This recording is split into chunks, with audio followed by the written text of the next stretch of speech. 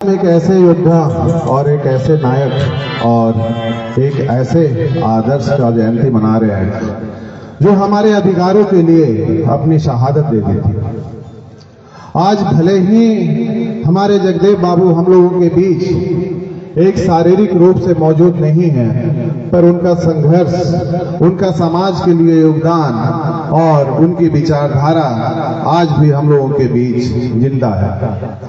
आज हम एक ऐसे महान व्यक्ति की बात कर रहे हैं, आज हम एक ऐसे नायक की बात कर रहे हैं जिनका नाम लेते ही हमारे शरीर में एक रोमांच सी पैदा हो जाती है और कुछ करने का, कुछ कर गुजरने का एक जज्बा सी पैदा हो जाती है। हमारे जो नायक थे, हमारे जगदेव बाबू के अंदर दुनिया की वो हर महान व्यक्ति का गुण मौजूद था, चाहे वो कार्ल मार्क्स का गुण हो, चाहे वो लेनिन का गुण हो, चाहे वो भीमराव अंबेडकर का गुण हो, चाहे वो फूले का गुण हो, और साथ ही साथ देश के लिए और समाज के लिए शहादत देने वाले जैसे हौसला, भगत सिंह जैसे लोगों का हौसला और सुभाष चंद्र बोस जैसे लोगों का हौसला भी मौजूद था। आज हम एक ऐसे नायक की बात कर रहे हैं जिन्होंने, जब से उन्होंने अपना होश संभाला था तब से उन्होंने खुद के लिए जिंदगी कभी नहीं जिया था, अपने समाज के लिए जिंदगी जिया था। आज जब भी हम उनकी विचारधारा को सुनते हैं या उनकी कहानियां को पढ़ते हैं तो हमें कर गुजरने का कुछ जज्बा सा पैदा हो जाता है। उनका विचारधारा जो 100 में 90 शोषित है, शोषितों ने ललकारा है और धन धरती और राजपाट पे 90 भाग हमारा है, ये जब पढ़ते हैं या सुनते हैं तो लगता है कि नहीं, हमारे पूर्वज में या हमारे समाज के कोई ऐसे भी वीर योद्धा थे। और जब वो अपनी पढ़ाई कर रहे थे तो सिर्फ समाज के लिए, अपने 90% शोषित लोगों के लिए अपनी जिंदगी को दांव पे लगा के अपने समाज के लिए राजनीति करने के लिए आए। ऐसा नहीं था कि वो विद्वान नहीं थे, ऐसा नहीं था कि उनके अंदर काबिलियत नहीं थी, ऐसा नहीं था कि वो पढ़े लिखे नहीं थे। उन्होंने बीपीएससी जैसे नौकरी को ठुकरा कर अपने समाज के लिए आए थे, क्योंकि उन्हें पता था कि अगर मुझे सत्ता में आना है, अगर हमारे समाज के लोगों को अपनी हिस्सेदारी दिलानी है, अगर मुझे अपने समाज के लिए लड़ना है तो हमें सत्ता में आना पड़ेगा। और सत्ता में आने के लिए 90% लोगों को अपना हक दिलाने के लिए उन्होंने एक राजनीतिक दल का निर्माण किया, शोषित समाज दल का निर्माण किया। और वो जब अपने पार्टी का निर्माण कर रहे थे तो उन्होंने अपने भाषण में कहा था कि जिस लड़ाई का मैं बुनियाद डाल रहा हूं वह लंबी और कठिन है, क्योंकि मैं एक क्रांतिकारी पार्टी का निर्माण कर रहा हूं और इसमें लोगों का आना जाना लगा रहेगा, परंतु इसकी धाराएं रुकेगी नहीं और इसकी पहली पीढ़ी के लोग मारे जाएंगे और दूसरी पीढ़ी के लोग जेल जाएंगे और तीसरी पीढ़ी के लोग राज करेंगे। पर ये हमारे समाज का दुर्भाग्य है, ये हमारे समाज का दुर्भाग्य है कि उनके जाने के बाद आज भी हमारे समाज के लोग मारे जा रहे हैं और जेल जा रहे हैं। इसकी वजह यही है कि जितने भी हमारे समाज के नेता आए हैं वो सिर्फ अपने स्वार्थ के लिए राजनीति किए हैं।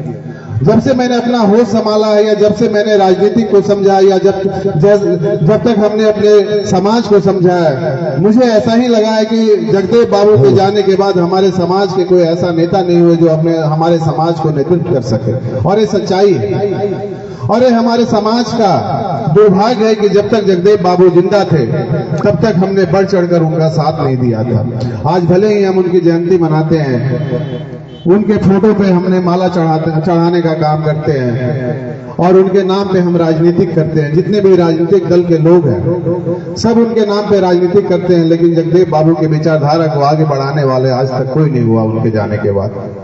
ये हमारा दुर्भाग्य है। जो महान योद्धा अपने शोषित लोगों के लिए, अपने समाज के लिए अपनी शहादत तक दे दी, आज उनके विचारधारा को किसी ने जिंदा रखने का प्रयास नहीं किया। इसका मतलब यही है कि सिर्फ और सिर्फ हम खुद के लिए राजनीति करते हैं, ना कि समाज के लिए राजनीति करते हैं। और जब तक आप समाज के लिए राजनीति नहीं कीजिएगा तब तक ना तो समाज का विकास होगा, ना तो हमारा राज्य का विकास होगा।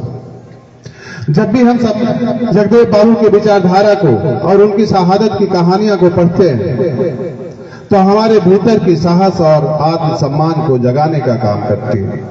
उनकी विचारधारा हमें बताती है कि अन्याय के खिलाफ लड़ना और अन्याय के खिलाफ खड़ा होना हमारा धर्म और हमारा कर्तव्य है। और हम लोगों को ये सोचने की जरूरत है, ये सवाल पूछने की जरूरत है खुद से कि आखिर हमारा समाज आज हादसे पे क्यों चला गया है। जब हम कभी कहते थे कि हम सम्राट अशोक के वंशज हैं, जिन्होंने पूरे देश ही नहीं, मगध ही नहीं, पूरे दुनिया पे अपना नेतृत्व किया, अपना शासन किया, आज उन्हीं का समाज का वंश और जगदेव बाबू का अंश एक मगध पर भी अपना शासन नहीं कर रहा है। यह सवाल आपको और हमको झकझोरती है कि आखिर फिर हम सम्राट अशोक के वंशज क्यों बोलते हैं, या हम अपने आप को जगदेव बाबू का अंश क्यों बोलते हैं। या तो हम बोलना छोड़ दें या तो हम अपनी जाति को बदल दें। अगर आप बोलते हैं कि आप सम्राट अशोक के वंशज हैं, या आप बोलते हैं कि आप जगदेव बाबू के अंश हैं, तो आपको सम्राट अशोक और जगदेव बाबू जैसा बनना पड़ेगा। सिर्फ बोलने से नहीं होता है। मैं हमेशा बोलता हूं कि अगर कोई सोना है, कोई गोल्ड है, तो अगर कोई गोल्ड का, सोना का धूल है और उसे आप बाजार में बेचने जाते हो तो सोने की कीमत ही लगाई जाती है। तो अगर हम सम्राट अशोक के वंशज हैं और जगदेव बाबू के अंश हैं, तो हमारी भी कीमत सम्राट अशोक जैसी ही लगानी होगी, इससे कम हमें मंजूर नहीं है। तो अपने आप को सम्राट अशोक जैसा बनना पड़ेगा, जगदेव बाबू जैसा बनना पड़ेगा। अपने आप को पहचानना पड़ेगा कि आपकी कीमत क्या है। जिस सम्राट अशोक ने हमारे समाज को, जिस सम्राट अशोक ने हमारे समाज को इस धरती का एक शेर बनाया था, आज ये सत्ताधारियों ने हमारे समाज को पिंजरे का शेर बना रखा है। इस राज के सत्ता में बैठे लोग हमें बांटने की कोशिश कर रहे हैं, हमें संगठित होने से रोका जा रहा है, हमें सामाजिक और आर्थिक रूप से कमजोर किया जा रहा है, हमें विकास से कोसों दूर रखा जा रहा है। अब समय है, अब समय आ गया है कि हम एकत्रित हो, एक मंच पे आए और जो जगदेव बाबू का विचारधारा था या उनका अधूरा सपना था कि हम जितनी बड़ी हमारी आबादी है उतनी बड़ी हमें हिस्सेदारी मिलनी चाहिए, वो हमें तभी मिलेगा जब हम एक साथ लड़ाई लड़ेंगे। आज जगदेव बाबू अपने खुद के लिए लड़ाई लड़ने नहीं आए हैं। आज आखिर एक बिजनेसमैन को, एक उद्योगपति को, निशिकांत सिन्हा को अपना बिजनेस छोड़ के, अपना परिवार छोड़ के आप लोगों के बीच आने की जरूरत क्यों पड़ गई। यह सोचने की बात है। यह सोचने की बात यही है कि आज जगदेव बाबू के बाद मैं वही बोलता हूं कि हमारे समाज के कोई ऐसा नेता नहीं हुए हैं कि अपने समाज को नेतृत्व कर सके। इसलिए आज हमारा समाज हादसे पे चला गया है। लेकिन जरूरत है कि जब जगदेव बाबू जिंदा थे तो उनके लिए लोगों ने पहल नहीं किया, उनका साथ नहीं दिया, तो आज फिर निशिकांत सिन्हा के साथ वैसा ना हो। अगर निशिकांत सिन्हा अपना परिवार, अपना बिजनेस छोड़ के आप लोगों के बीच आया है, तो आप लोगों को साथ देने की जरूरत है, आप लोगों को हाथ बढ़ाने की जरूरत है। तभी हम आने वाले समय में, जो हमारे सम्राट अशोक पूरे देश और दुनिया पे शासन करके गए थे, और अगर आप लोग साथ देंगे तो वो दिन दूर नहीं है जब हम अपने जगदेव बाबू के सपना को पूरा करेंगे।